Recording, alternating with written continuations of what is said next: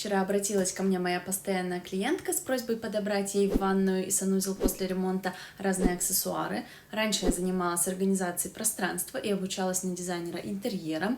И вот сегодня мы с ней подобрали под ее запросы шторку в ванную, полочки для душа, коврики, зеркало с подсветкой, полочки в туалет, ёршик, мыльницу, стаканы для щеток и жидкого мыла, корзину для белья, декоративные растения. Подбирали все в едином стиле, исходя из запроса клиента.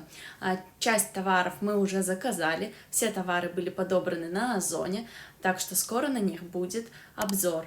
Если вам интересно, подписывайтесь и следите за новыми видео.